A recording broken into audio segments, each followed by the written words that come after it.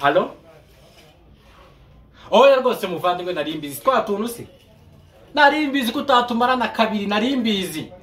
Oya nta kibazo nabyo gutinda amafaranga rigabura nigiwe akugereho n'ikibazo waba ufite. Wasanga bari waranyumva naranayamaze reka. Oya ahubwo oya isaha imwe se.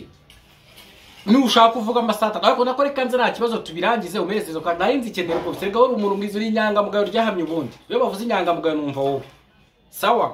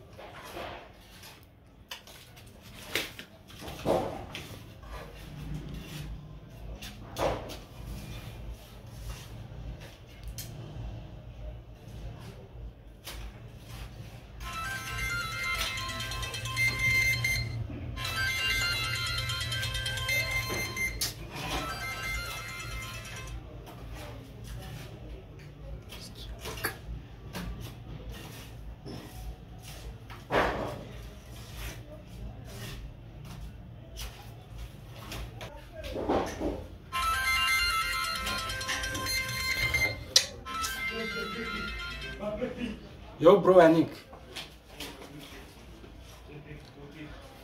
Shisha yani ntago wamenye ibyabaye nabonye utaraje kunshingura ngira ngo nibura n'umubano mubi dusigaye dufitanyisha narapfuye. Umaze iminsi 3 mumva rwose ndi kuvuga gake ngo nasakuriza imirambo migenzi yanjye.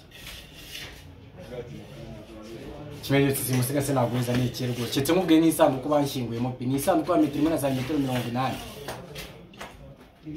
Reka maze iminsi 3 mumva ndakubwira ngo abantu bararize barihanaguye. Ahubwo n'ufite nimero za Patrick zimishamu Uhamagawe yanjye yapfuye 2018. Uwo yamenyereza karitsiye we. Nayo usubye amafaranga yawe shamba narayaguhaye ariko nupfa nzayaguha.